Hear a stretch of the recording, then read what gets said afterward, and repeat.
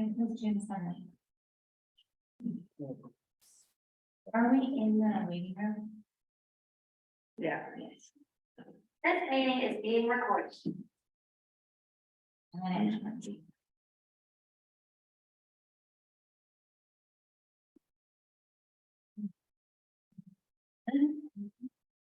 Okay. 7 p.m. and I will now call to order the June 7th meeting of the Amity City Council. Please rise and join me in saluting the flag. I pledge allegiance to the flag of the United States of America and to the republic and one nation under God, indivisible, with liberty and justice for all. Thank you. Will you read the first? Yes. Councilor Melissa Bojorquez is absent. Councilor April Day. Councilor Sandy McArthur. Present. Councilor Caleb Fields. Here. Councilor Ellis Swanson. Here. Mayor Richard. Yeah. Thank you. We will start off the evening with the consent agenda. And we to approve the consent agenda. Second. We have a motion and a second to approve the consent agenda. Before we go on, there's one amendment to the special session meeting minutes, which would be, it shows us opening the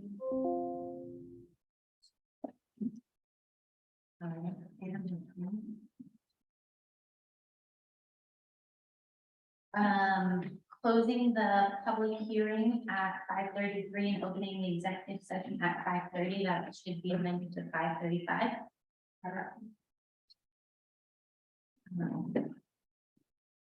Okay, then I'm working with that. Maybe. I move to approve the consent agenda with the amendments as stated. Second. I have a motion and a second. All those in favor of approving the consent agenda, please signify by saying aye. Aye. Any opposed, please signify by saying no. Motion passes. We'll move into citizen comment and question portion of the evening. This is an opportunity to present items not on the regular meeting. Please state your name and address and limit your comments to 3 minutes. Tonight, we'll start off with the Yamaha County Sheriff's Office report. It's good timing. Huh? Yes, very good. Michael Saradine from the Sheriff's Office. I don't really have a whole lot. I looked at the stats for last month and it's kind of about average. Nothing too wild, which is good. We like it. So, yeah. So, do you have any questions for me? This is kind of directed at you and Rob. We had a citizen complaint about the unpermitted demolition. Has anyone been able to contact that property? No, because there was some, like maybe the guy lives out of state or something, if I remember correctly. Yeah, it's got ties to another house here in town, and I was on a different call. I tried getting in contact with the guy, I never got in touch with him. So, I saw some construction equipment and more work done in the past few days, so somebody's there. maybe if we can check in again. Yeah. Rob, did you follow up at all? Thought I heard that he was making trying to make contact with you in this property, but I'm not sure if I Who was? heard it from Tasha or someone else. Oh. Okay, And I'll chat with Lieutenant Stackpole in the morning too. I would just If there's say, somebody- let's keep trying Yeah. to make contact. at Okay, least. yeah. And then if not, I think a letter can be sent just to the property address on file. Well, one thing we did, we tried to work with Yamaha County building official, and because of changes in statute, they're not allowed to go on the premises. It's kind of catch-22 unless there actually been a permit issued as far as. And I didn't understand it either. But on top of that, in terms of demolition permits, that is a activity that's specific from the Oregon specialty codes. And the city of Amity does not appear to have its own authority for requiring a demolition permit, so we're still doing some research on that. And we'll probably be bringing back information into the acceptance. Okay. And then I'll ask if there's a date report for this evening. And then the audience here, do you have any citizen comments or questions? Please come up, state your name for the record and then go ahead. My name is Jim Shimoda. I am the property manager of Salt Creek Apartments. Recently, our owner invested a fairly good sum of money in improving the property. And we wanted to reach out to the city and offer them the opportunity to maybe dedicate a bench. We'll be installing a bench in the area that we've just recently improved. And we thought it might be a unique opportunity for the city to dedicate the bench or offer it. Maybe I recently was at the charity for the fire department. And that's why I came up with the idea. And I wondered if the city would like to be involved in that. I think speaking on behalf of the council, we would like to be involved. Yeah, so I don't know exactly what the details of that look like, but if you could follow up with staff with some additional details, and then maybe we can meet and discuss. I'd be happy to. Where would I provide the information? Our interim city. Rob, I've already met Rob, but Okay.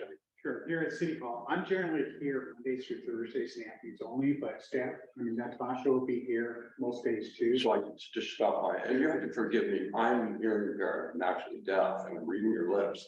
The dynamics of the room are difficult for people hearing. Okay. But yes, go ahead and stop here during our working hours to provide what information you wish to provide, and then we'll make sure that we can share that. Fantastic. And then did you sign in the back? Yes, ma'am. Do you mind if I contact you? No, on that? Okay. absolutely not. I got a call yesterday from, I forget her name already, Chrissy.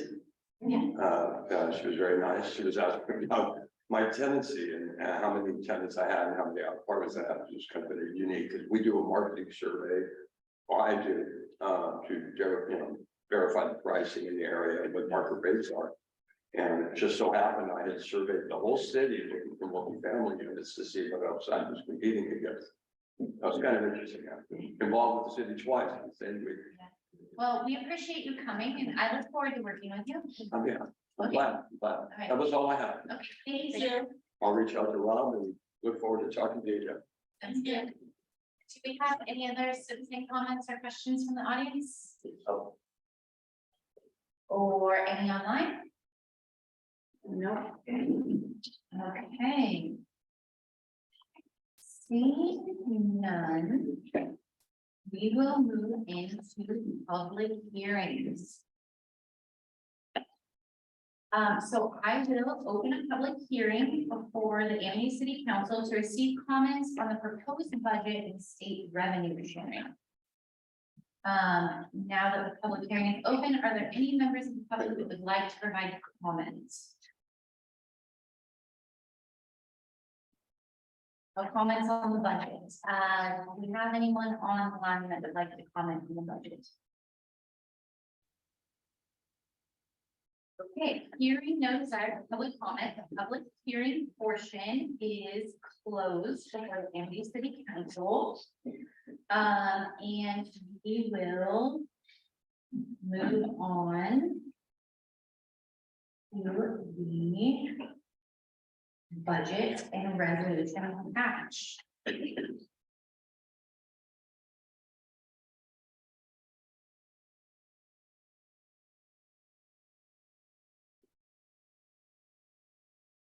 Do we have, is Kathy on here tonight?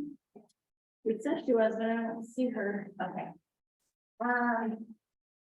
Just for clarity, all members of the city council are also budget committee members, so this is not the first time you've seen this budget. It was approved by Amity Budget Committee. Are there any other questions or follow-ups that you would like?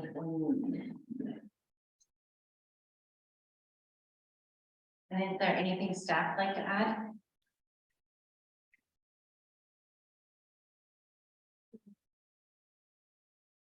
Okay, so then I would ask for a motion on resolution number 2023-09, adopting the budget for the fiscal year 2023.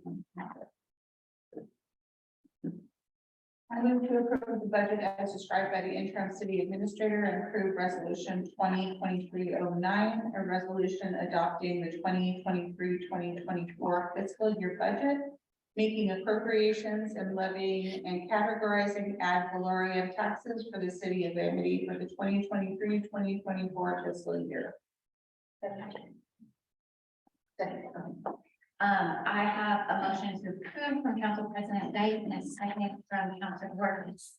Any further discussion? All those in favor, please signify by saying aye.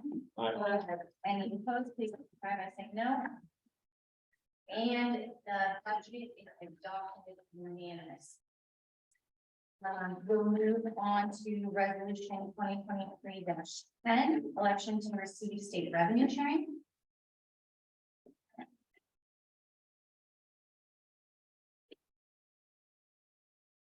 I move to approve resolution 2023-10, a resolution declaring the city of Amity's election to receive state revenues for fiscal year 2023-2024. Okay. I have a motion and a second to approve resolution 2023-10. Any further discussion? All those in favor, please signify by saying aye. Aye. And opposed, please signify by saying no. And we will move on to resolution 2023-11. Certification to receive state revenue sharing. I move to adopt resolution 2023-11, a resolution certifying that the city of Amity meets all requirements to receive state shared revenues for fiscal year 2023-2024. I have a motion and a second to adopt resolution 2023-11. Any further discussion? All those in favor, please signify by saying aye. Any opposed, please signify by saying no.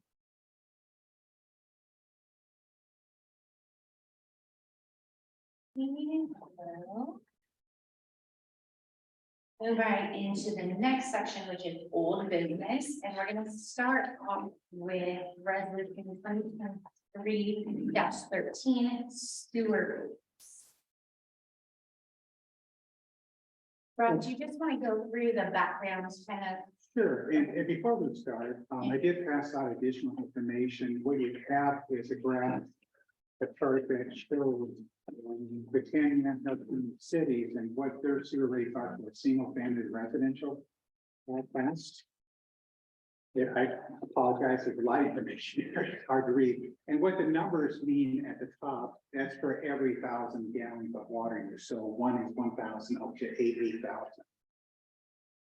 We'll be talking about this later on, but when it comes to the city's new rates in terms of the residential class, you'll note that when it hits 6,000 gallons, that is a fixed cap for all single family residential classes, that they will not be charged beyond that volume rate. So as you're well aware, you have a winter averaging cap that's conducted every year, and that goes into effect July 1. And if should your water use exceeds that cap, you are only billed up to that maximum amount of the cap, the winter average cap. If you come under, you're billed a lesser amount. This new ceiling is the 6,000. So if your winter cap were to exceed it would not exceed 6,000. So your winter cap, the average when it's determined, would not exceed 6,000. That's what the new proposal is in terms of its limits. On the flip side of the page are some sample comparisons of various non-residential accounts, just to see what the impact is or effect is from the new rate structure to the from the old rate structure to the new rate structure. And we may touch base on this a little bit later on, but maybe at this point, just starting on some of the background information. So as far as the background information, you probably know more than I regarding this issue, so I was not involved with your discussions with Ken Tice, and Tim is here tonight. The idea, as I understand it, was to come up with a more fair and understandable, comprehensible rate system for your sewer classifications. One of the things that you're looking at is, as far as the non-residential customers, is elimination of the per unit rate. So right now, your rate structure says if you have 3 businesses attached to 1 meter, each business would be charged a base rate. The proposed rate structure is only looking at size of meter and volume. So it'll make it a lot simpler for administration for applying it. Plus, I believe there were some equity issues that were talked through with the city council about things that's being a more appropriate or fair way of doing it. The current rate structure you have in place right now actually would go in effect of July of this year with a 2% increase to the base amounts. So the proposal is to replace that resolution with a new resolution which implements the new rate structure. And there were some slight modifications to what was presented in February. And as I mentioned before, is that the residential rate not only would have that new limit on it, besides the winter averaging limit, but also would provide for a 2,000 gallon allowance. And that's it. So in other words, for the first 2,000 gallons of water use, the bond charge does not kick in. It's only after 2,000. The current rate structure, we do not have that in place. The other significant change, and this is probably one which might take a little more discussion with City Council. So we have one apartment complex in town, Fall Creek Apartments. And the current rate structure does say that each dwelling unit is supposed to be billed as a separate unit. We have not been doing that. We have been billing it just because of some oddities in the rate structure that was kind of legacy that came forward and just was not yet addressed. We were billing them what was apparently a 5-plex type rate. So in this sheet that you see here, when I say the existing rates in the column for Saw Creek Apartments as an example, $414.75, that's based on their practice of only billing for 5 units plus now the new volume rate and changes such as that.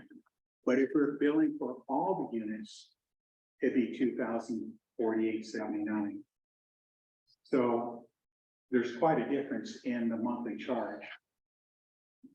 The new rate structure in the column, which is only the meter with the base for that size meter, and then a volume charge for every gallon used or every 1,000 gallons used, based on an average of 39,700 gallons, it generated a monthly bill of $509.90. So while that is more than our current practice, it is substantially less than what our current rate resolution says we should be billing.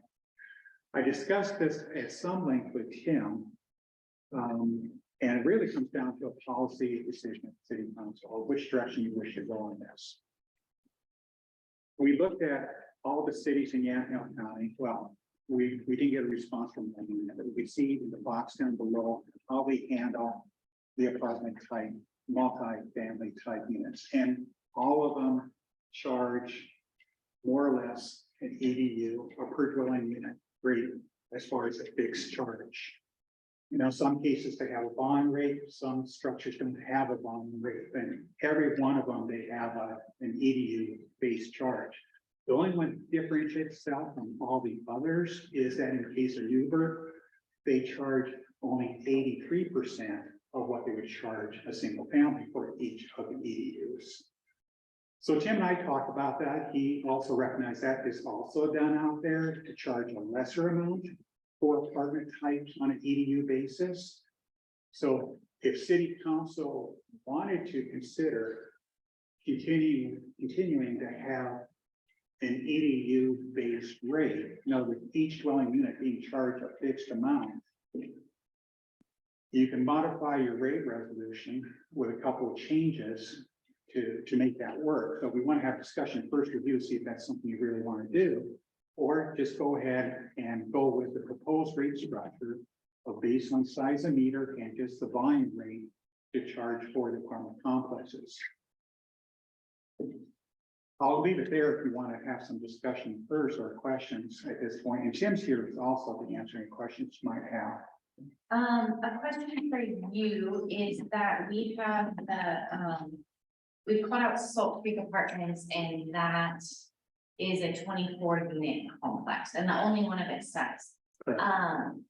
But what about like a 5-unit? What is being done currently, and what would be the different proposals of how that would be? Well, Natasha's gonna help me with this one. My understanding is most of the multi-dwelling units are either duplexes or possibly triplexes. And each one of them, with the exception of one case, each one of them have their own dedicated meter. So virtually they're treated as single family resident units for terms of sewer billing. The one that is not,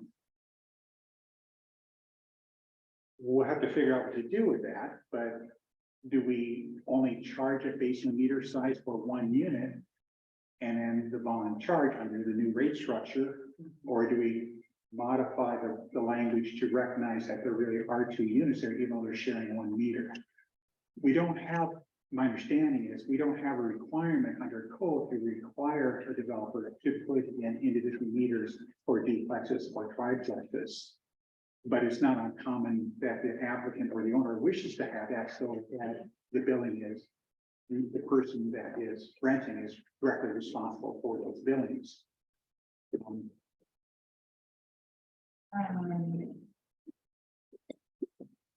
I don't believe we have an actual 5-plex in town. Okay, and I didn't know. But in Exhibit A, the resolution, it says residential units sharing 5/8 or 3/4 meters shall be charged a fixed monthly rate charge per unit. Because that's under the 2-inch that triggers the commercial. So you're looking at the proposed resolution there? Yes, Okay, 23-13. and this is what you were citing, I'm sorry. So, Oh, under the item 1, under the resolution? yeah, Okay. This is how it was developed. Okay, it was saying, okay, instead of charging under the proposed rate structure, instead of charging multifamily units that are based on large meters, 2-inch or larger, they'll just be based on, instead of an EDU basis, it'll be based on the meter size plus volume. So it's just basically reaffirming that information here. Oh, I see, and we do but it have, says shall we be do- charged a okay. fixed monthly charge per unit, and so we have that within the proposed. I see what you're saying, that sentence, Natasha and I talked about that one out there, so we do cover that right now.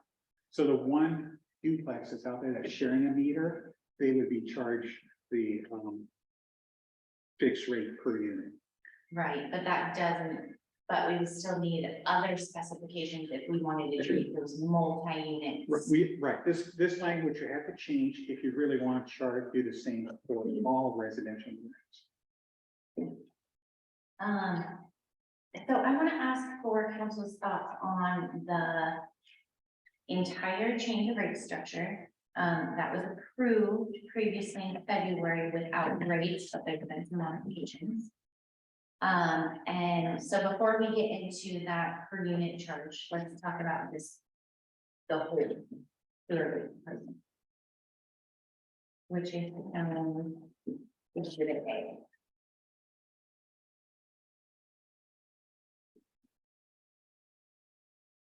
Thoughts?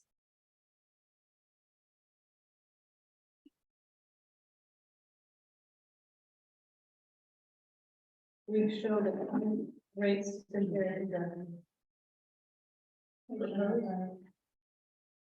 So the current rates were actually 2 pages back on, resolution 2021-10. So right now, we're at $78 for straight residential. And this changes to 78.07. So only a 7%. But that is for single family residential, and when you get up to, commercial. Which would be the, well, Dyche was at 1 inch and above, it would be 2 inches and above in the new. They're being charged 107 right now. Oh, no, well, Goes up to 79.56, if I'm looking at.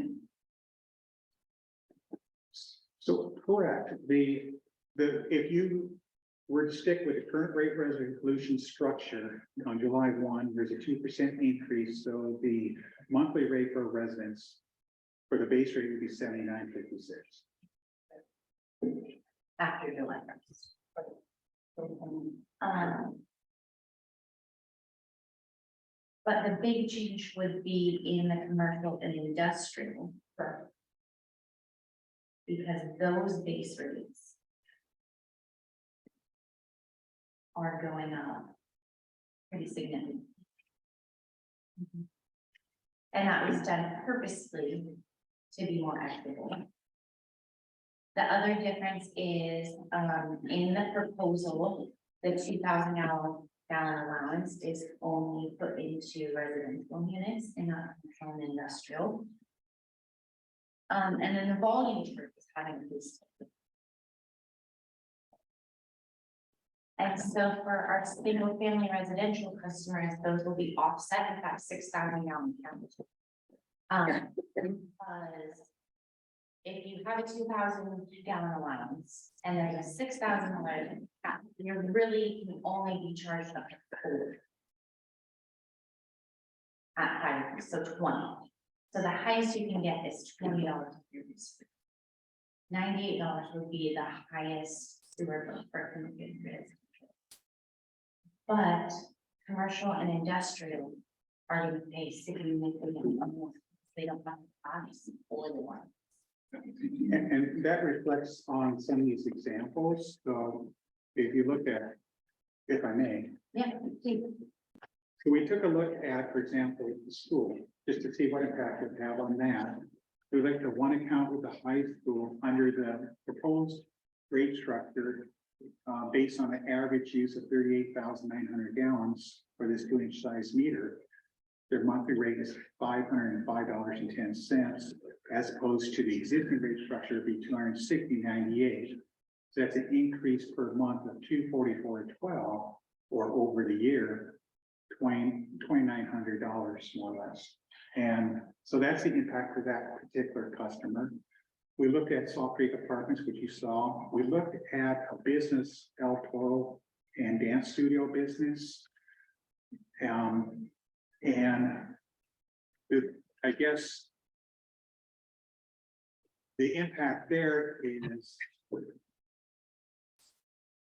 is harder to explain. I could look at my calculations. They weren't charged for the second business unit. They were charged only for what was considered the cafe rates under the rate structure. So the difference between the new rates and what we would have billed them is almost a wash.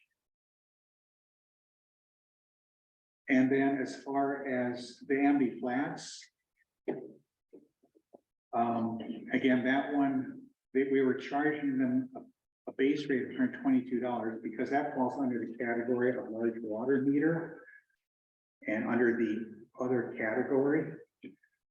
And so the interpretation was that when it talks about charging each business, would not apply to this classification. It applies to the classification of water meters was up to 1 inch. That's the interpretation I was taking with this current rate resolution. So anyway, so the net increase to them, as far as the change from current rate to the proposed rate, is additional $44.79 based on an average use of 800 gallons per month. So those are examples of some impacts to some commercial accounts, the public school account, and then the apartment complex that we talked about earlier.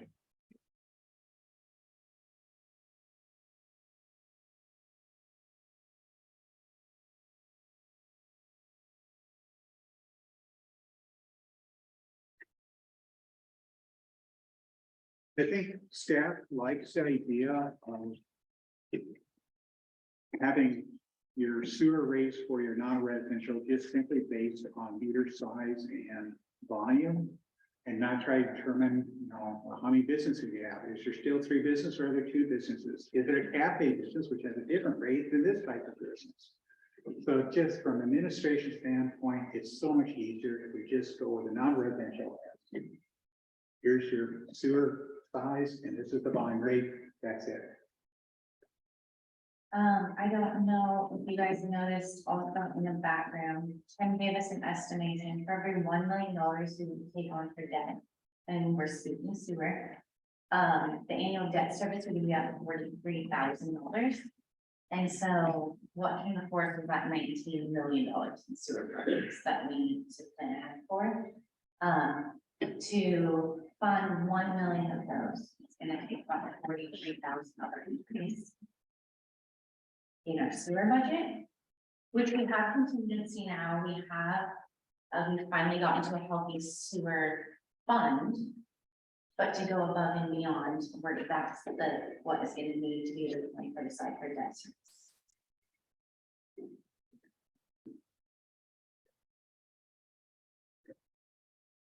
If we were to stick with the resolution 21-10 and switch to billing correctly, did you have an estimate of what that would within Well, the next year? Yeah,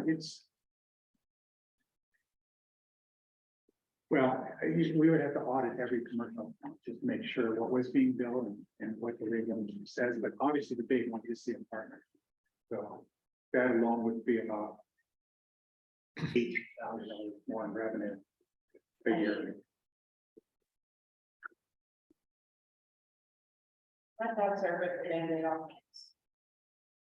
I'm sorry, my thoughts are rip the Band-Aid off once, rather than doing an increase now and spending the time and staff time to audit and fix how it's being billed. Price and then increase the price again. It's gonna be a harder hit for our community and businesses than it would be just to do it once and have it done and have this moving forward. And staff supports that position. And then just to add on to that is within the resolution is built in that CPI increase after. And so if we can do this, it should be sustaining into that 20-year future we're looking at. I mean, we will still, look at it more frequently than that. But with those built-in adjustments for inflation, we won't have. We need to be supportive of our businesses. Also, the vast majority of our customers are single-family residential.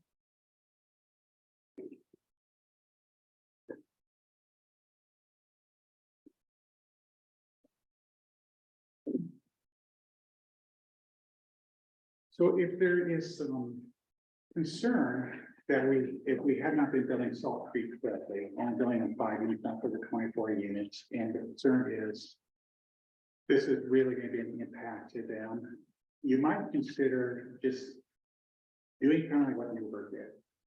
And that is instead of billing the full single family residential rate, and I think there's justification for this.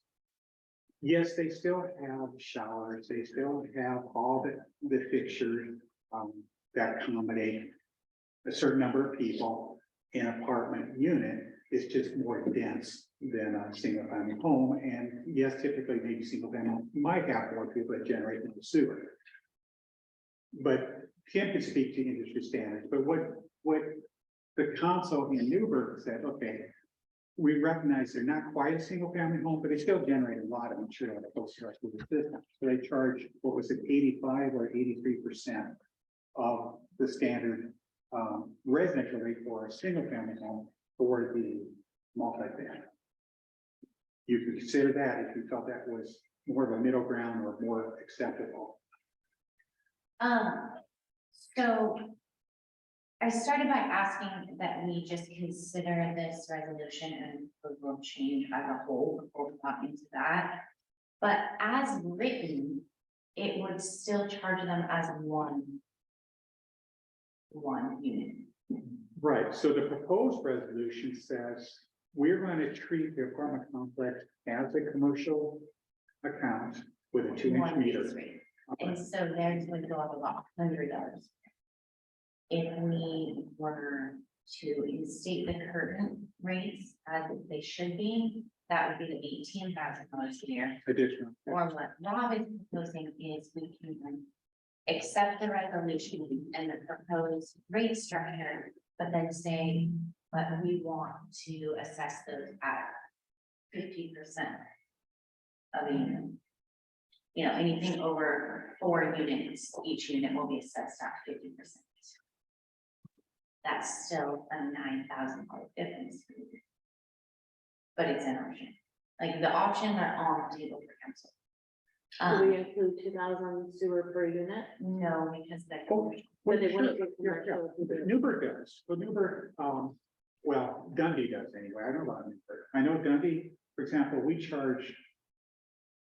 Dundee charges per unit EDU, and if you have a duplex, then they get 2 allowances before you kick in the bond. If you have a triplex, you get 3 allowances if you're kicking the bond. I can see that if you were charging per unit, but if you're not charging. No, that's what I'm saying, when Then you're charging, I would be allowed. No, I'm talking about if we go to per unit. yeah, So if that we're would charging be- per unit, we would allow for the multiple allowances per unit. No, The practical effect. What? No, no.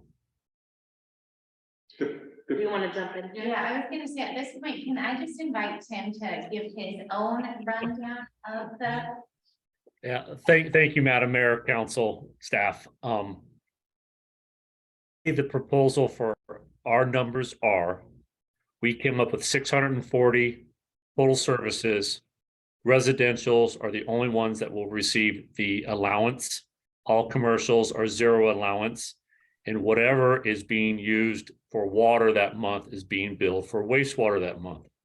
I think where the wires are getting a little crossed is if you're going to label a 24 unit, that's perfectly fine, but it gets skewed because we do not want to allow for 48,000 gallons of water when they don't typically generate that much wastewater. The other side of that coin is if the 24 unit apartment complex, in my humble opinion, should be considered commercial. And as a commercial entity, charge the meter rate plus all water usage based on each month.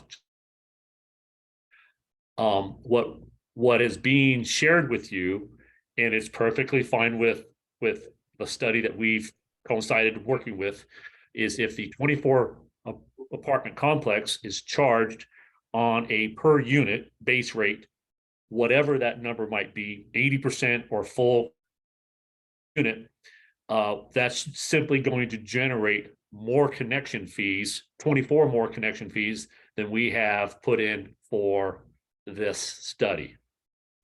Does that make sense? So what I don't want to have happen is a simple little subtle changes made to these numbers as exceptions to the rule, and therefore we miss target at the end of 12 months. Like we have projected revenues for your base rates, revenues for your return factor. That's water going back to the sewer. That's the proper term, return factor. We think we budget. So and that is based on the 7807 currently, and that's not even implementing the small percentage adjustment for inflation. So I think somebody said $79 and some change, then that will just help substantiate the revenues that will meet the budget. And Madam Mayor, if you remember in our conversation, if we hold serve with the current 7807 or 7807 plus the 2% increase, and then look at this time next year and see where the revenues are being generated. We talked a little bit about changing the contingencies versus the capital improvement planning. I think that's going to give us a much better picture to be able to achieve that goal of the $5.8 million annual debt of $251,000. Does that make sense? Okay, and that was the 6-year capital improvement plan was about 5 million. That we would be shooting for in 5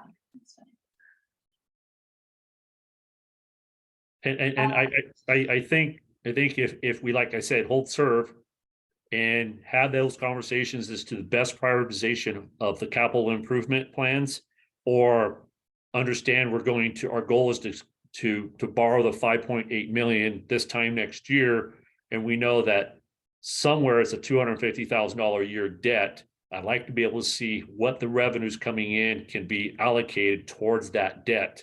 And in rough figures, I think we're going to be close to maybe adding another $50,000 or $60,000 to the budget, but that's over the entire year to meet that debt service for the full 5.8 million, if the council chooses to adopt that amount of money. So, speaking of financing projects aside, what I have heard from the community and council here tonight is that we would like to be able to implement this change once and moving forward, not have drastic changes, have it be stable and ongoing with very slight tweaks. Do you feel like we're at this point with this proposed rate structure?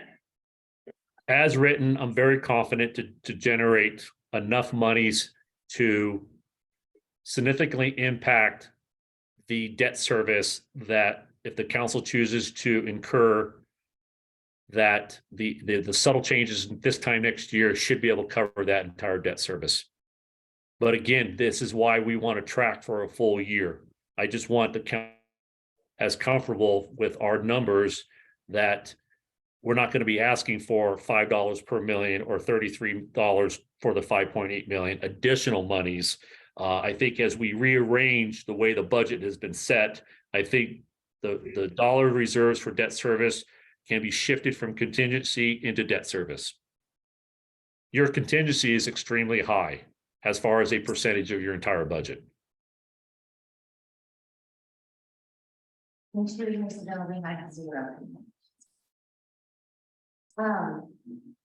So does council have questions for Tim? One thing looking forward in the future, and I know you probably recognize this anyway, you do have one of your older bonds that will be retiring in December of 2027, which is not that far off. So there's a way of structuring your debt to take advantage of when that drops off, you're paying back more principal at that point in time, so it doesn't impact rates as significantly. So we have a lot of information in front of us. I'm just gonna pull it up. So Councilor Thompson, do you have thoughts that you'd like to share with us? Proposal.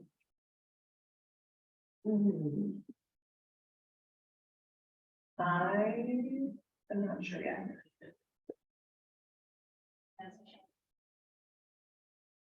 Simpler is better. Even though it is going to hit some of the weaknesses harder, it's easier to explain why. Because this is where we're doing this, this, and this, where currently it seems like, well, we're only charging Salt Creek this by 5 occupancies or, units, just because of something in the past. I mean, that feels like, well, what's going on with that? Feels hard to explain. I think so. I'm not excited about jacking our price way up. On the other hand, it seems what's consistent with the rest of the community, and it's fair. So that's fine to say. Council President Knight?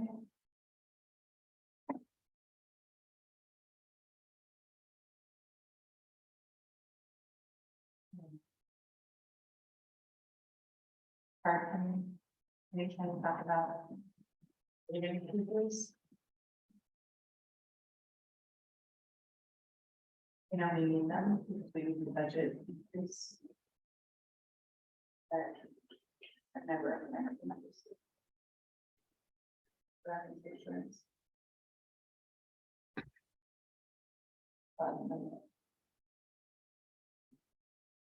Council Marcus, I mean, again, Council Marcus, I can't care. Oh, I'm feeling this. I'm very concerned about a rate increase, especially right now. Most businesses are way down, they're all way further. My company is working to foreground of layoffs. So to add to an already big business in this terrible economy with gas prices going up, so their costs are going up. Then add even more expense, I'm not a fan of it, I don't realize. I don't think I can get around it. So trying to soften the blow would be. That's what I'd like to find a way to. Not make the big repercussions or hide along with it. Another thing I want to bring up is because we have passed resolution 2110. It's the current resolution that we've approved and it was not being done correctly. If we choose not to accept this new proposed rates, we will need to go back and fix this and there will still be significant impact when everyone starts getting charged correctly. It's like, no, that's better. We didn't recognize there was an issue. Now that we've recognized it, we're obligated to stand by our word of the resolution we passed and enact it accordingly. And so that's just the way we don't have the full write out of the implications of those, but I think it would be very similar in the amount of revenue it would bring in. It's just the difference of that equity in how we're appropriating. And then Councilor Marquez, all of that. Do you have anything to say? Well, I also, don't want to impact the businesses hard. It is a very smaller portion of who this is affecting in our community. And in most of the cases, the residentials will go down rather than go up. I think that this is pretty standard way of calculating it. And it's just kind of expected as a business owner myself. I pay these rates in the Kindle. And so it's expected as a business that your rate is higher for most utilities. And it's, unfortunately, the cost. And so while it will hit harder, I would rather it, like you said, better, be better. We would have to correct it if we were to keep what's existing. And then next year revisit it and possibly do another increase. And I would rather that be one increase with regular inflation than hitting them once and then hitting them again. I agree with that. And I'll bring up, when the water rate study came in and we were working on ways to finance the loans that we needed for the water. That water rate study came in and said, you need to raise your rates right now or we won't be able to move this money. Knowing that we have the sewer improvements in front of us, this is a chance. We have the data-driven study that we asked for, I think a year and a half ago, maybe we started this process. Yeah, so, we've had that time to get it and we're making a decision for the future when we're not forced into it. And it will be stable for longer. So personally, I would feel more comfortable with the new structure, one-time conversion. But I want to ask Council again, if you've got any additional questions for staff, Rob, Tasha, or Tim. So what is your feeling then, as far as the businesses, as far as the multifamily events?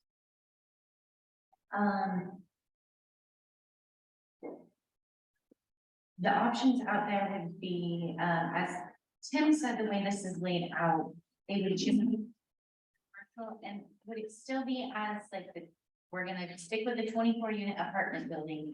Are they just paying one commercial base rate and all of their consumption?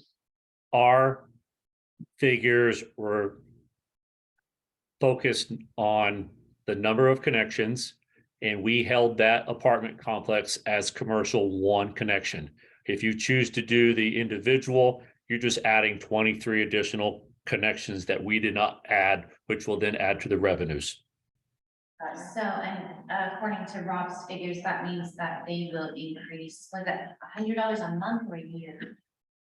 So I'm under that table. When we were billing only for the 5 units, it's $414.75. And the new rate structure built just based on meter size and volume at $509.90, based on that assumed gallonage of 39,700. So it will go up $95 a month. It won't go up 15. Doesn't seem best. No. Yeah. I mean, all of these impacts are significant. That's, close to $250 a month for our school. Other businesses will need to be really upfront about our reasoning, share what we're doing, why we're doing it, how it's gonna come into effect July 1st. But I feel like it's more equitable when we're basing a decision on the best current data, the best one. Right, and we did research to come up with these numbers. It wasn't like we just arbitrarily came up. Oh, I know that you and Tim Times. Right. Thankfully do. Yeah, all of the way we arrived at these numbers are all using American Water Works Association standards, industry standards. If I may, I have one question. Do we have the wastewater budget for 23-24 in front of us? I don't have it in front of me, but do we have that number? Just the total annual expense? Yeah, Okay, so from memory, it's 598,000. what's that? 598. 598 or 594? If it comes in at 598, and we look at the other expenses minus personnel and materials and stuff, rearrange the contingency over to the reserves, I think we're going to be in really, the numbers are proposed in Exhibit A. So 598 is without the 100,000 contingency. So just our estimated cost, actual cost for personal services at capital and other retail services, 598, 214. Contingency we have in the budget for 100,000, which would be 698 then for the full budget. And so I feel very comfortable going from 2 years ago, we were borrowing money to even out the sewer fund. We now have 100,000 contingency for emergencies that we can see how this plays out over a year's time. And then, like Tim said, revisit it before we make decisions on how we're going to move forward with those companies. And that's not to say that smaller things can't be done between then and now, but at least give that year to see where we're really at, really long-term, larger minutes.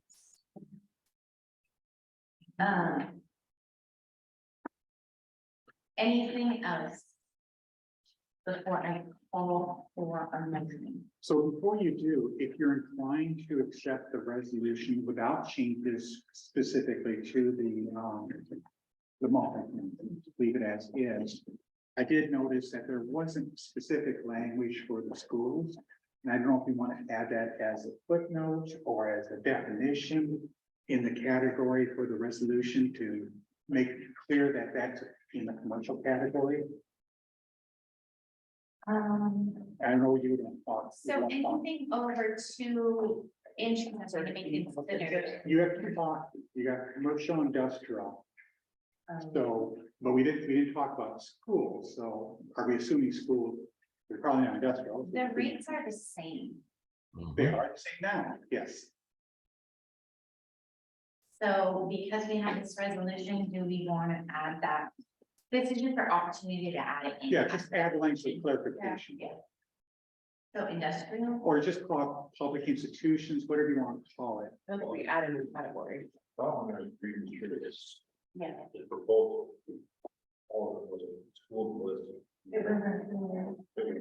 So it would be included, it's just not called out whether it would fall under commercial or industrial.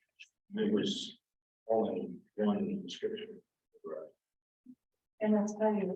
And the study is under commercial, Yeah. Maybe. because we don't have any choice with industrial. Okay. I'm. I was gonna say it was listed in.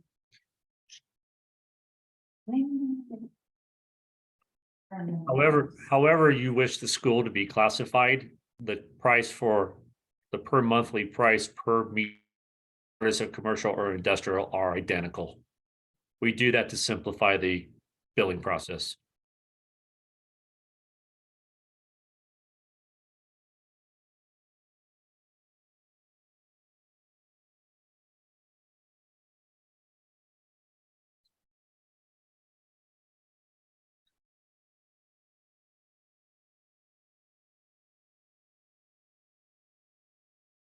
We can just add on.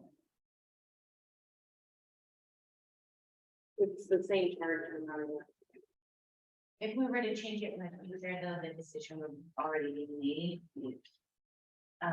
So it doesn't really matter either way, when you don't call it commercial or industrial. Commercial. Okay, So we're Not industrial, they're not. So making anything. purposes of just changing the verbiage on the document, we can either just put a footnote with an asterisk in the commercial box saying includes public institutions or schools, however we want, or we could specifically write the word schools in the same box as commercial slash school. public institution. Public institution. Yeah. Yeah, and that would just be in the exhibit, not the resolution, Well, the exhibit is part of the resolution, but you're right, right. right?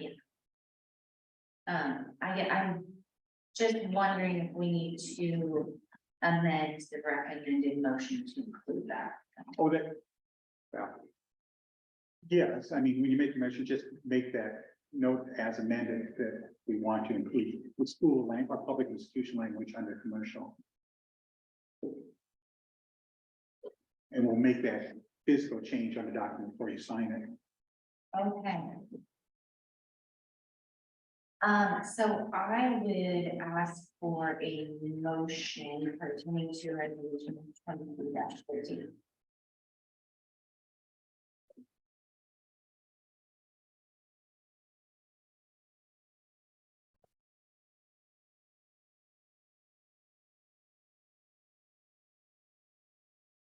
We have a lot of people.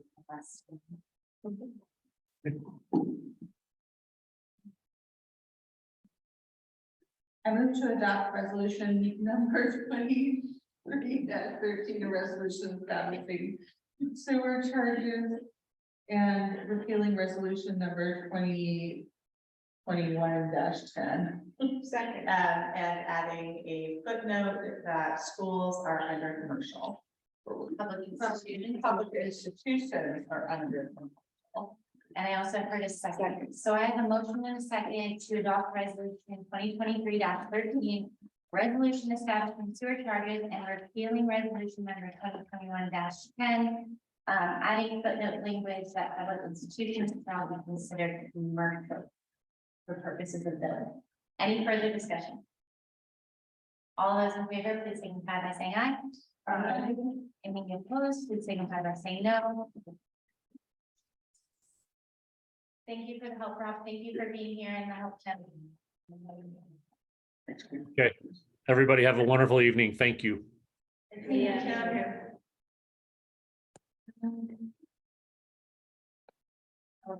the next item of old business would be contract with the house.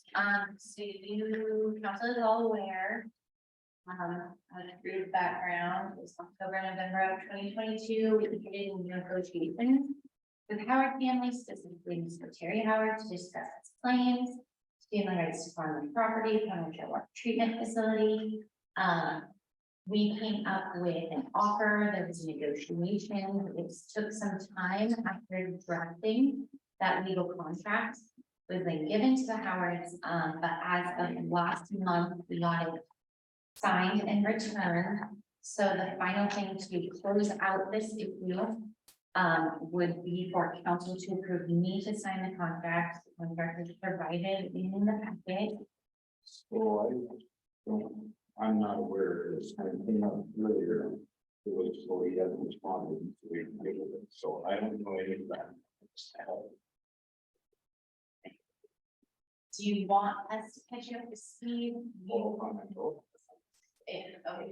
Yes. There was. Go ahead. I was just gonna say, there was, as part of the water expansion. Plant expansion, we needed to have,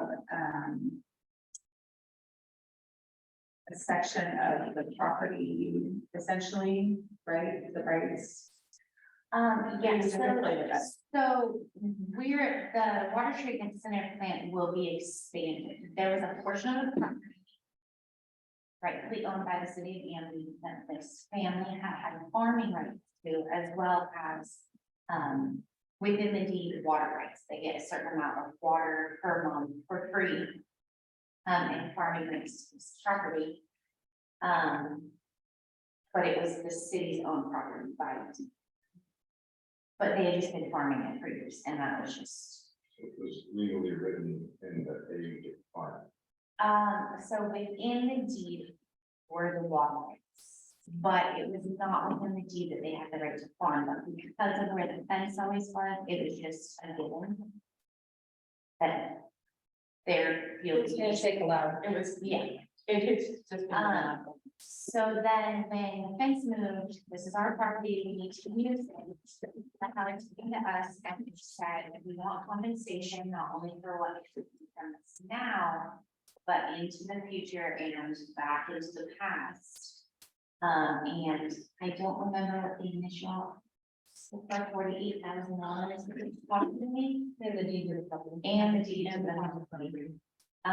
So we went back, the council actually approved a land use attorney, because our city attorney, like this, but so we went through the deeds, we established what was given by deed and what rights were just assumed or what had been through historical deals that have been made, and so he came at us with a proposal for what he wanted for the damages for lack of being able to use this.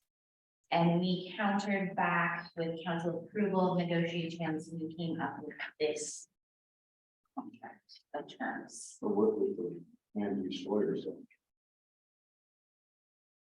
That if the Howards chose to take up to the court, and sue us for this, there's a very likely chance would win. But that comes at a very high cost and a lot of issue, more than 15,000. And so we chose to settle through this agreement and be done. Is it this holding up the water project? Well, the other thing is, at the beginning, before we got this legal interpretation from the land use attorney, USDA was gonna stall on paying our contractors because they get paid, we get paid. So they do anywhere between $200,000 and $600,000 a month work on this USDA water project. USDA would no longer be expensive of reimbursements as long as it was considered litigation. So as long as we were in court or having a legal issue with this other partner, there was a potential that that water fund could stop and our $12 million in rent to income.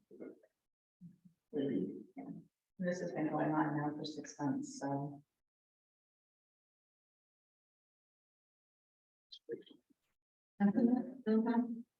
But if we had had to take it to court, it could have been years. And then entire time when we would stop. So while it's very unfortunate that it was discussed during, it was budgeted for last year. In the budget is what won't take from this year's fiscal budget. And I would ask you to consider just moving to. We had this on the agenda previously. And it got dollars and carry over. So this is kind of bringing it back to this.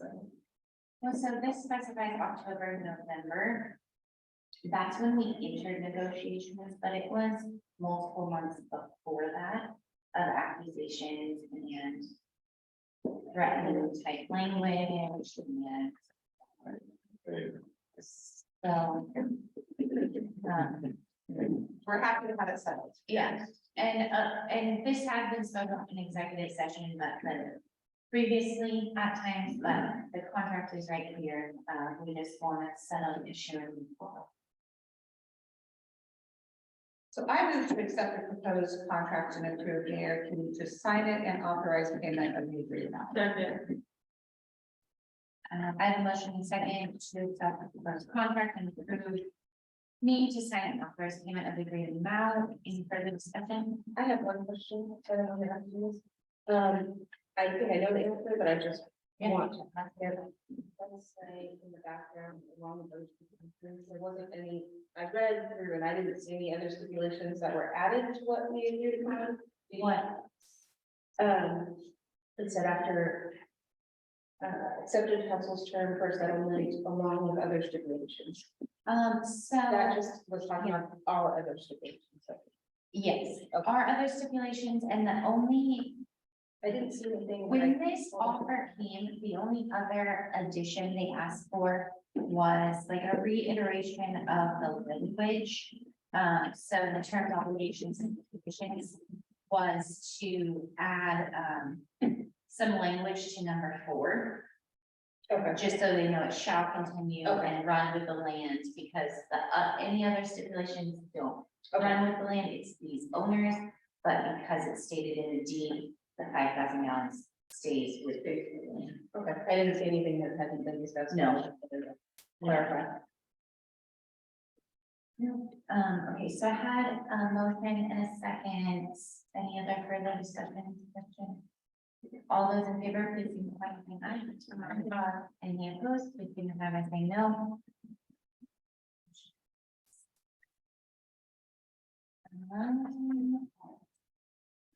We will move on to collective bargaining agreement. So did we skip, or did I get out of order the resolution 2023-14? It's after this one. Okay. No, no, after it, and then back. It's right around the meeting. I think there's a couple things. And it actually needs to be because, so, we talked about this collective bargaining agreement, what the union was asking for. So slated to begin July 1st. The only difference in the agreement will be the 5% increase, cost of living increase. The updating the vacation cap out hours, 120 to 200, that was accepted. Adding the holiday Juneteenth, but it also converts the step schedule from the 14 to the 7 with a 3% increase. And so those were the only changes for the agreement. So unfortunately, we don't have a final version. We still have not received that yet. I was told by the shop steward that they approved, the local union here approved the changes that you're seeing before you. So I would ask if you are inclined to accept the agreement, to authorize the mayor to sign the final clean version, provided it's substantially the same as the draft that you have before you, and if it's different, then we would need to bring that back.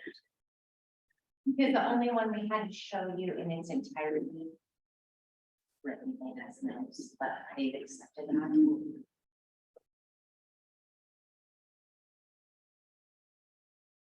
I move to approve the agreement with Laborers International Union of North America, local 737 for period July 1, 2023, June 30, 2026.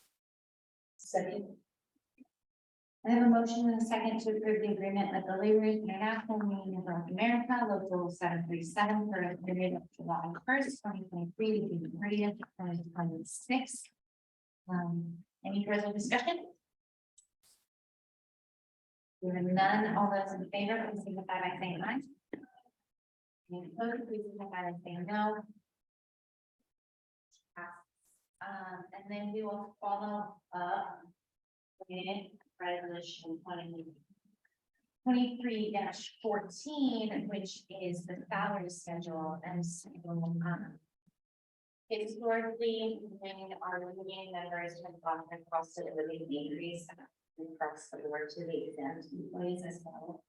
Have a couple of them, and so this incorporates that for all employees, and it shows the step schedule that was accepted by the union with the increases, and then there was additional information. Maybe it was in the last one, of just where everything's starting. I think that's pretty common ground. The other was, so I would ask for a motion.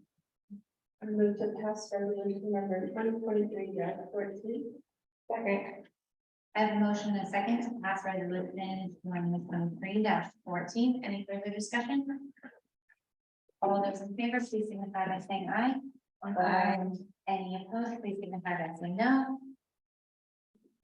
Motion passes. And now we will move to the college rate increase. Thanks for holding out. You want to come up or? Oh, I have a presentation. No, I just. Yes, Put you on, you've been working so long. I feel so good. Ernie Martin with the Ecology and the Operation. Sure. And so we did have a presentation and we talked about how that change would go from the proposed 5%. It'll actually revert back to the 4%. There was a few amendments to the franchise agreement. And I think.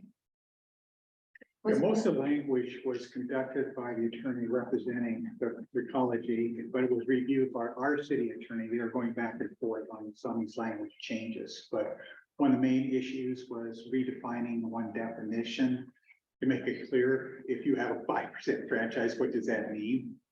And then also there was concerns, they want to make sure that the signers on their part are readily available, so they change it from the president to the local managers, or I don't know if that's the correct terminology, but different signers on this agreement than the original agreement. A lot of the other language is just cleanup, citing the state law that wasn't correct and some minor stuff like that.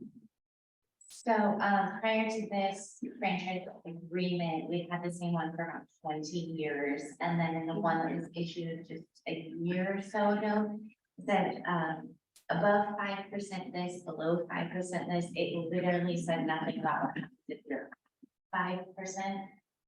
I just thought it was, I mean, because I read through the first, didn't catch it, and numerous other people probably did as well. Is there anything additional you'd like to share with us concerning No, I this? just wanted to be here in case you did have some questions for me. Okay. Any questions from council? I would just ask, I'm going to ask for a motion, but if you can add to the internet and accept the rates as presented. Technically, we don't need to because of that 4%, we can just do it, but we have it on record that we accept the rates, so we no question. To clarify, because this is an automatic rate construction within the resolution, they did not necessarily have to come to the city to present the 4% increase. It was an automatic feature in the structure, just to let you know. It's only when there's a different parameter that they can come before the city to justify a specific rate increase if it doesn't fall within the operating ratio of certain ranges. I just think because they're coming back and we're changing it from what was originally presented, we're just gonna stay for the record that we accept the rates. Do I have a motion? I move to approve and authorize the mayor to sign the amendment as restated, and restated solid waste collection franchise with the town municipal board. And accept the rates as presented? And accept the rates as presented. Second. I have a motion and a second. Is there any further discussion? All those in favor of approving and authorizing me to sign the amended and restated solid waste collection franchise with Ecology Western Oregon and accept the rates as presented, please signify by saying aye. Any opposed, please signify by saying no. Thank you. Thank you. And we will move on to the ordinance 680.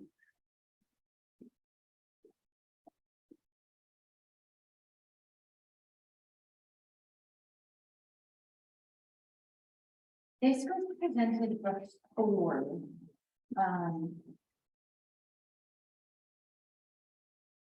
But not as an ordinance, right? It's just, Well, yes and no. So what this background is that you had a valid ordinance in effect that dealt with this issue, but it was never sent to the codifiers for incorporating into municipal code. So prior to doing that, we brought it to you to see if there's any changes you wish to make, and then we implemented some of these changes. So this is a new ordinance that will repeal that prior ordinance reviewed, and then makes it a new chapter in the Amity Municipal Code. The one language in here that's highlighted here is something that Bill Monahan and I crafted. We just want to make sure this is what you were looking at, because it's getting late that evening, and so we weren't sure exactly how that came down, but this was the special provision that gives council the authority to consider a case-by-case situation, to consider either waiving or reducing SDCs for a specific project. So that language that I'm talking about, would you like me to read it? System development charges may be waived or reduced for a proposed specific use and structure by resolution of council. If council finds such a waiver or reduction to be in the best interest of the community, and an alternate source of funding will be used. and just to clarify, when Bill and I talked about this language of alternate use of funding, I was concerned that it meant that there had to be a transactional nature, and that's not the case. Is more of recognizing when you develop your methodology, you're saying a certain amount of a public improvement to support infrastructure capacity is going to be funded with SDCs. If you don't have that revenue, just recognizing that to still build that infrastructure, that revenue has to come from a different source. That's all it means.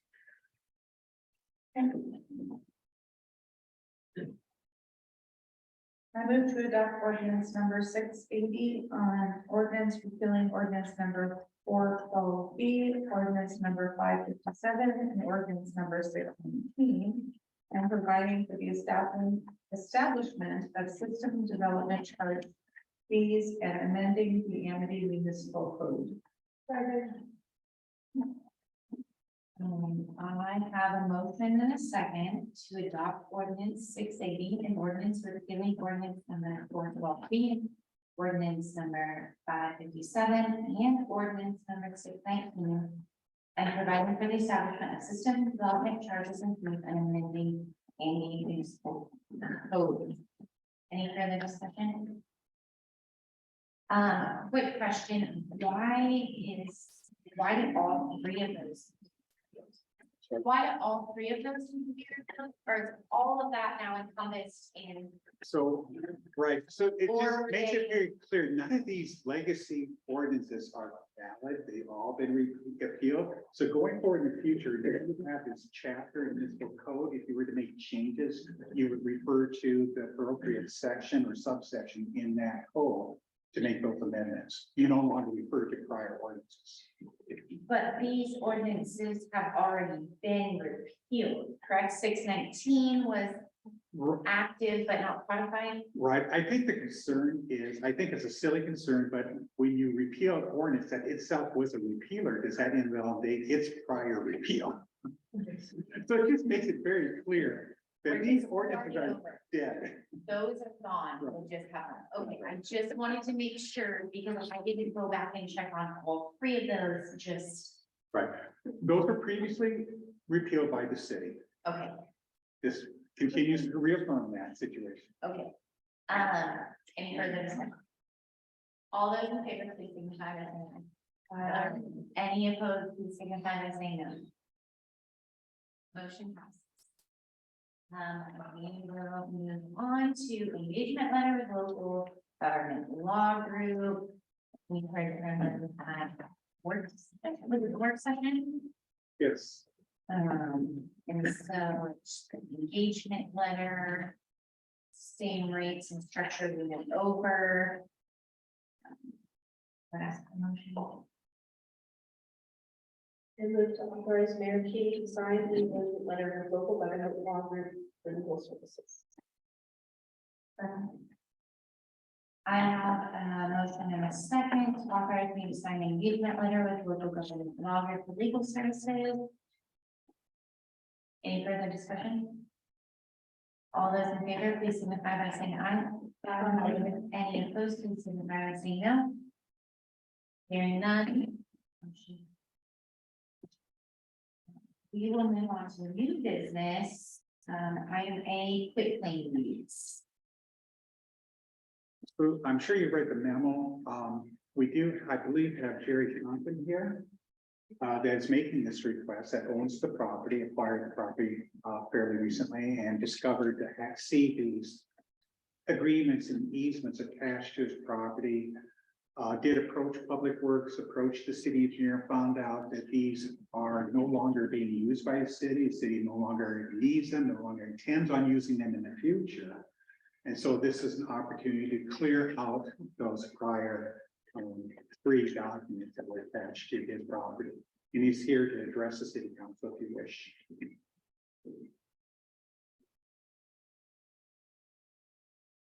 Any questions for staff or Mr. Compton? You're here, might as well.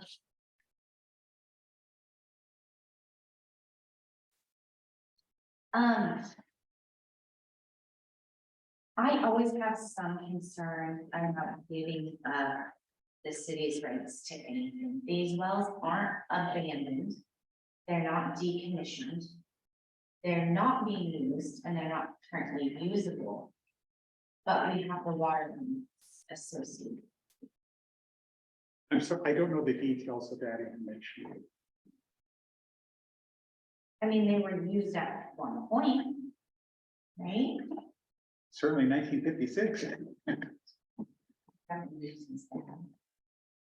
I feel like because they dried up or something, right? I don't know, I'm sorry, I just don't know the history. I don't know the well where property. It's an easement for the pipes that went through for the treatment. Yeah, I believe in some of the other front copies, but it's all new to me. and the engineers didn't think we would ever need access to it.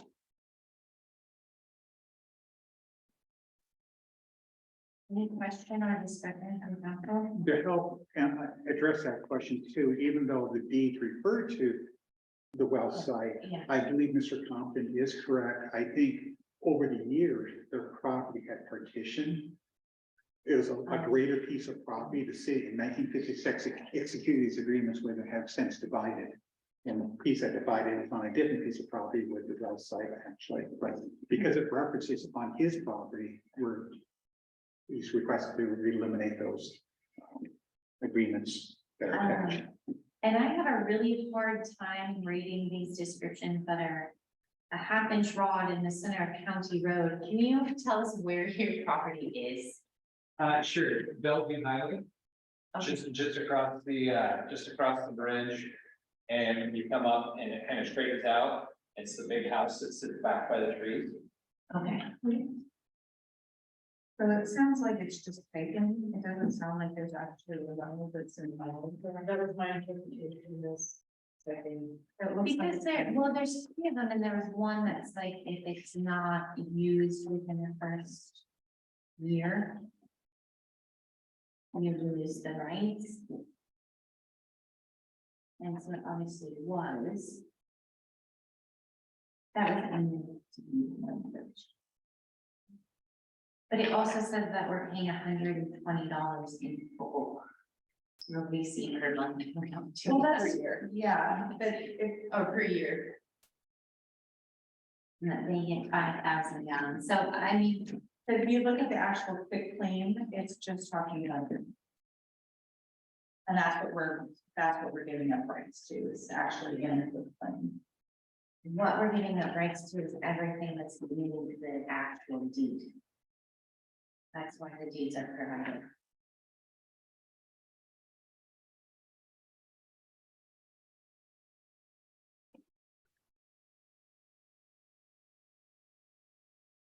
I don't have any reason for opposition to this. I just wanted to share that every time the city gets relinquishing rights to real property, even if it's not ownership, it's easement, I always think, what if we, why do we need that? What if we have to buy it back?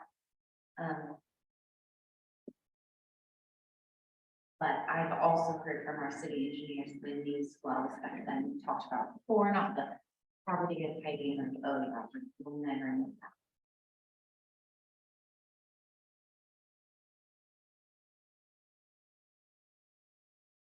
This Public Works and the city engineer signed off on these? Yes, that's correct. Okay. And these documents have been reviewed by the city attorney. Then I'm comfortable with it. So a motion? I move to authorize Mayor King to execute the quick claim deed as presented. I have a motion and a second. Any further discussion? All those in favor of authorizing Mayor King to execute the claim deeds as presented, please signify by saying aye. Any opposed, please signify by saying no. Thank you for hanging in there for that. Have the CCRLS intergovernmental agreement. In your agreement for library services through the Chinook Cooperative Regional Library Service. And I'll pay to Amity. And then the coming fiscal year will be $7,935. All right, let's look through.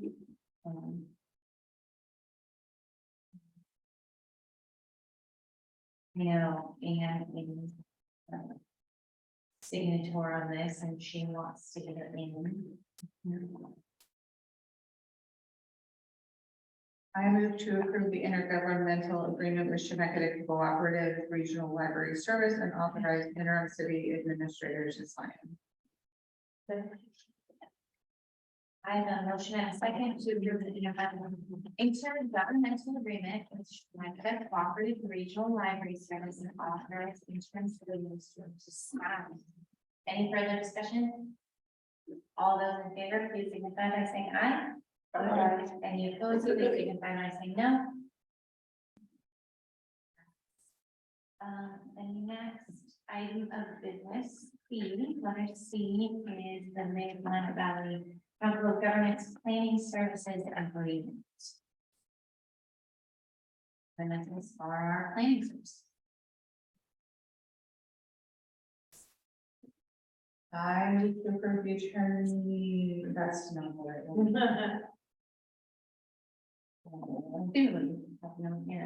Wherever that one is, but it's probably just the same thing. I move to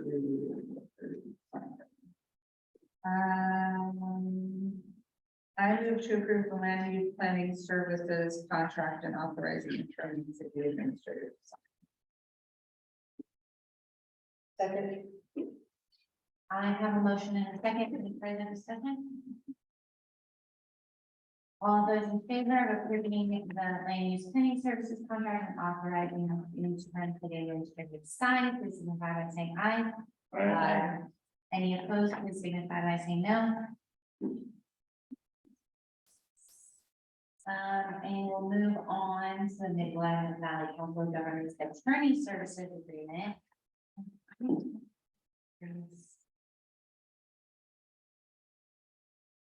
Oh, I do. Just put them together.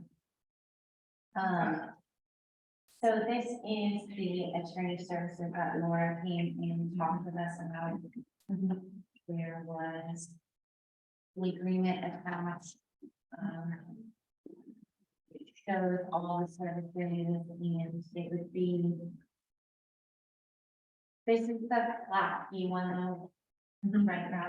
Pardon? It'll be the $1,000 a year. Correct. So it provides for 5 hours per month of what they call legal navigation. So when she sent the email though, she sent one that was this agreement and one that was only an agreement for that flat rate service. Oh. Everything else was in.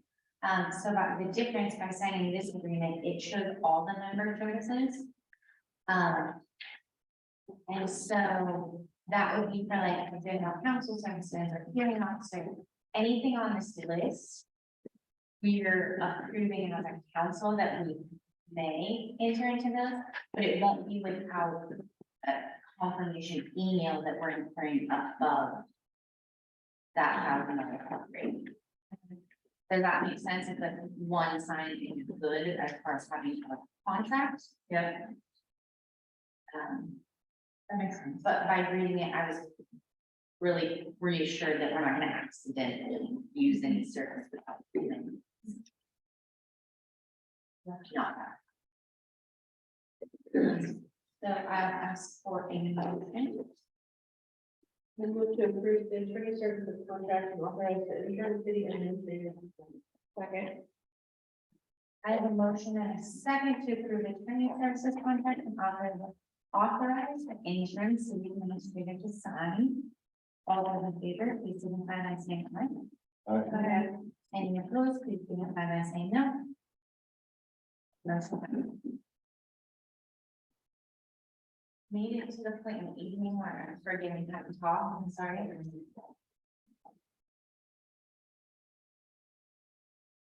We will move on to the farm lease agreement. And this is actually brand new to council. Can we get a staff rundown? So this is a similar agreement the city council had authorized previously. It's property the city owns, part of our wastewater treatment plant property. It's acreage that we are using to dispose of excess water from lagoons. And to meet DEQ requirements, certain crops would be irrigated with those, with that water. And we had a prior farmer that we had leased the property to. Unfortunately, that arrangement did not work out too well. The farmer had caused some damage to our equipment, had caused some damage to the land, and failed to pay the fee to the city. The person that we wish to engage is actually a neighbor of the city's, and that same person actually performed work for the city at no charge in repairing the damaged equipment previously. Is also going to be retilling or regrading the property to correct the damage that was done to the property by the fire department. And at the request, the city is agreeing to grade it in a manner to avoid water runoff and going into the public stormwater system. Your public works superintendent negotiated the rate that is a little bit below market rate, but is recognizing the work and the relationship that we had with this particular person to begin with. And in the first year, you can see that there's no rent being paid. The intent is to allow him to go on the property to just spray and kill the weeds off and do this preliminary work. And then proceed with planting subsequently after that. And then be paying, the first payment will be next year.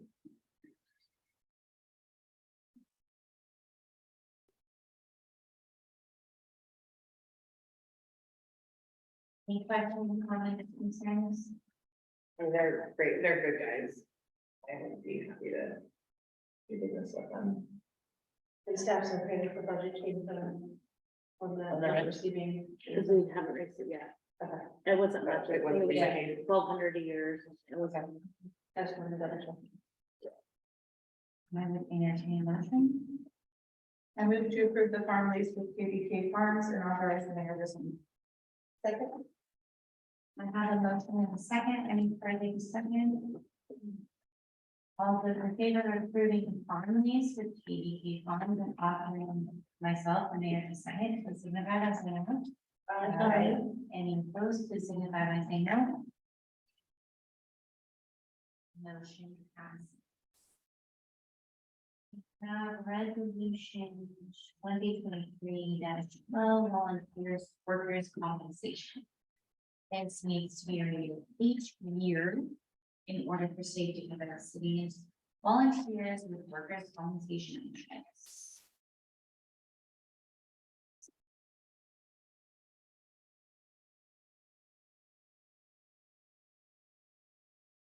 I move to approve resolution 2023-12, a resolution extending the city of Amity's worker compensation coverage to volunteers of the city of Amity.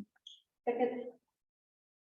I have a motion and a second to approve resolution 2023-12. Any further discussion? All those in favor, please signify by saying aye. Aye. Any opposed, please signify by saying no. We are on the last item of new business and LLCC license application for J Hotel Wines LLC.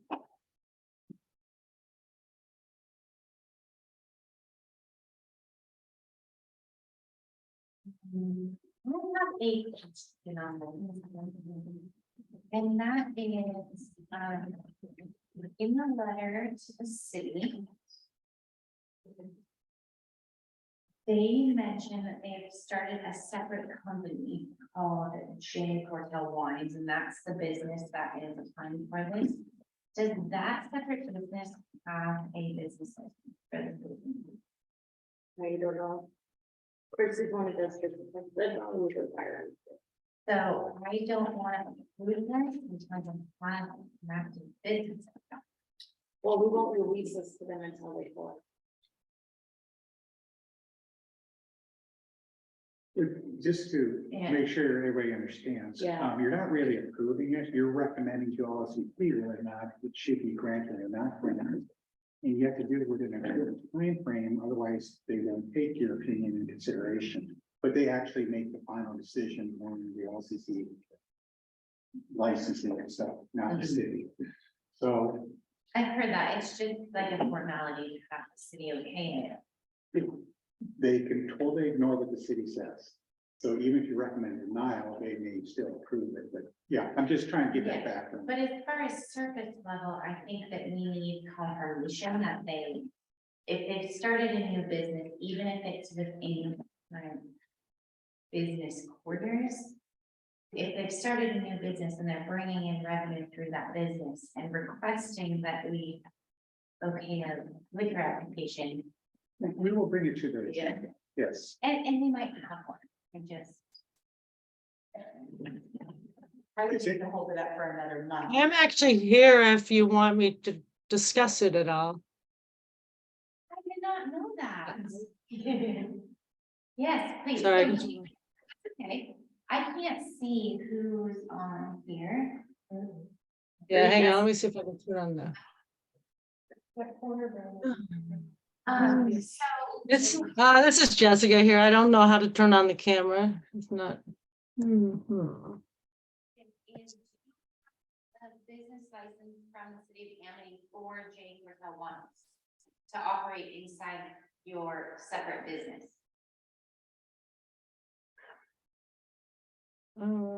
Sorry, I can't seem to figure out how to turn on the camera. That's fine. Well, we have the Vineyard Management Company in the building. And probably long-term, the Vineyard Management Company needs to move out to more of a farm location because we don't have any parking or, area for shops or bins or trucks or trailers. So probably in the next 2 or 3 years, the Vineyard Management Company would move out and it would become a wine tasting space. But right now, we just thought since we work out of it, if we were licensed, if somebody happened to be coming through Amity, we could say, oh, well, you could stop by our office and do a tasting or buy wine here, but it wouldn't be our main location at this point. That would probably be a couple of years down the road when we can find a suitable farm setting to move the Vineyard Management Company to. And then that's when we would change it fully to a wine tasting, probably with an educational focus. So then that's kind of the next maybe 2 or 3 years down. Okay, but do you have a business license to operate the LLC in the city of Amity?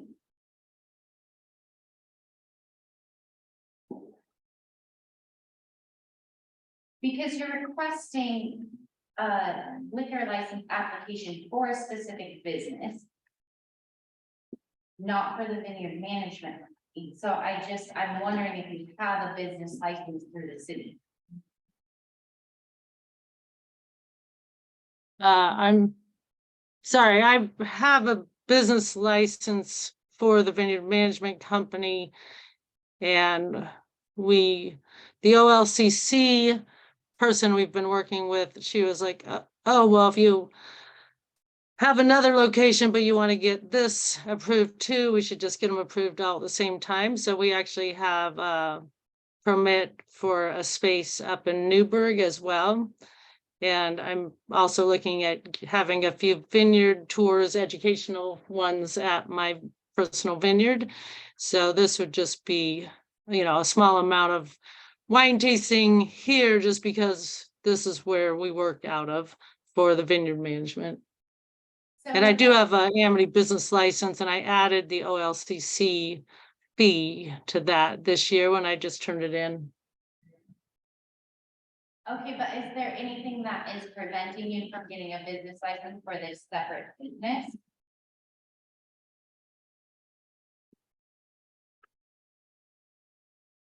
I can fill out another one. I had tried to ask questions and I wasn't able to find out what I needed to do. So if you want me to fill out a separate one, that's fine too, because it will be a separate business.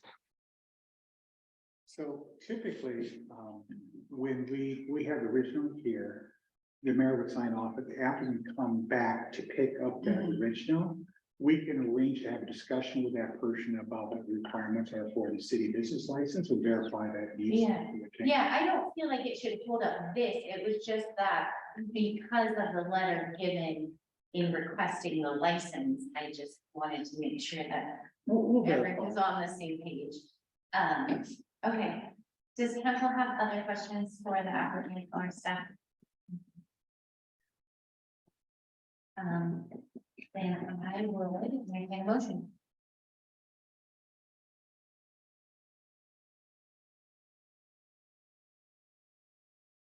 I recommend you to approve liquor license application made for Garden Lines LLC located at 503 South Main Street. Second. I have a motion and a second to approve the liquor license application made for Garden Lines LLC located at 502 South Trade Street. Any further discussion? All those in favor, please signify by saying aye. Aye. Any opposed, please signify by saying no. So Jessica, I will sign that tonight, and then when you come in, we'll talk about next steps for getting everything approved. Okay.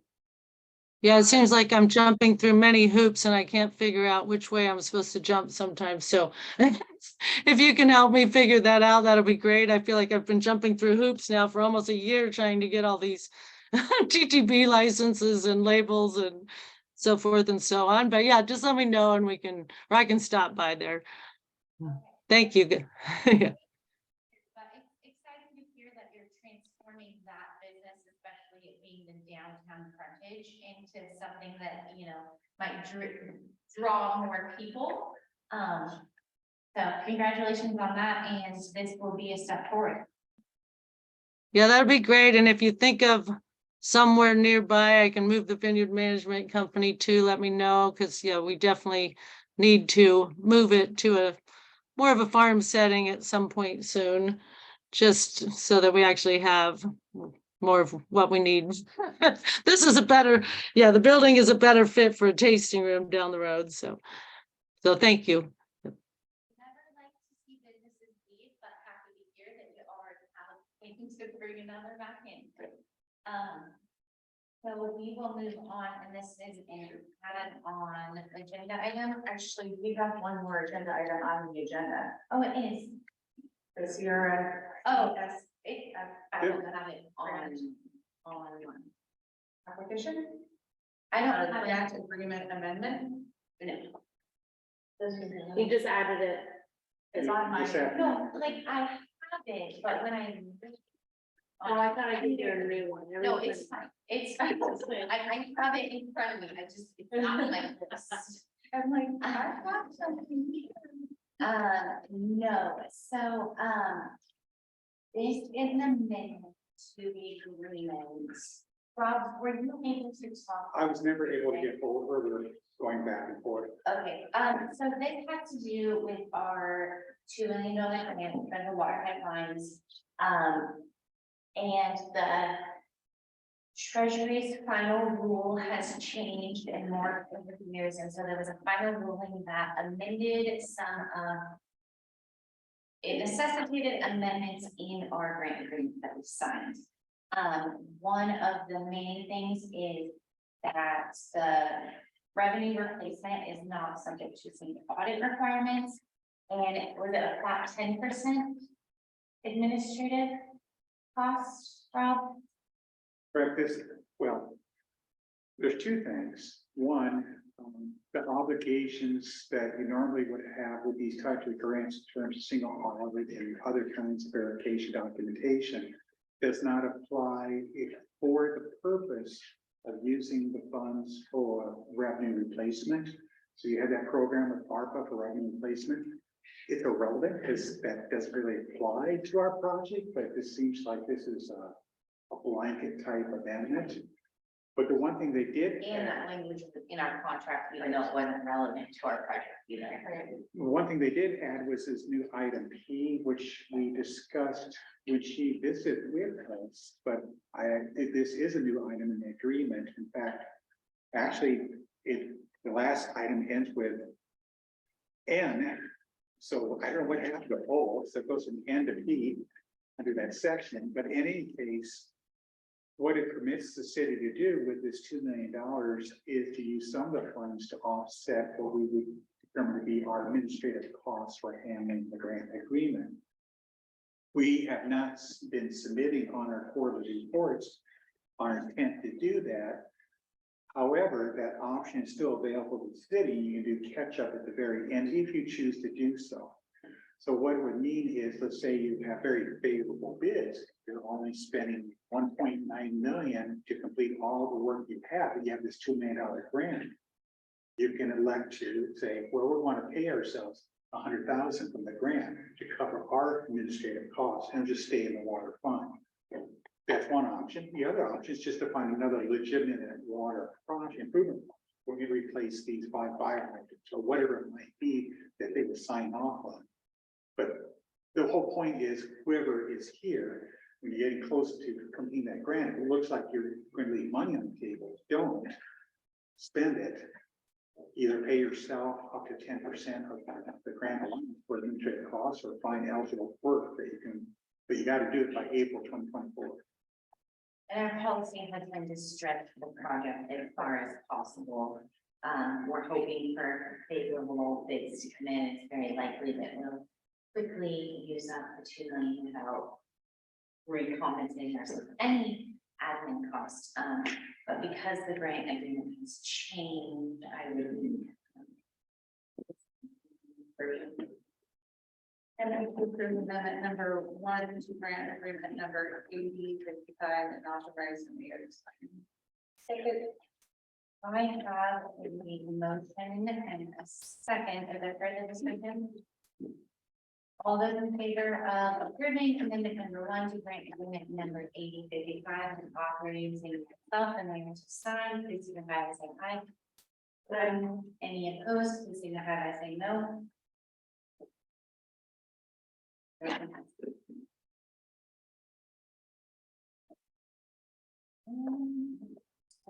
So did I not give you the new agenda? No, I don't think so. I thought I did. Is there more than this? Yeah. We have executive session. Right. Let's see this. No, I didn't have this one. There's nothing wrong.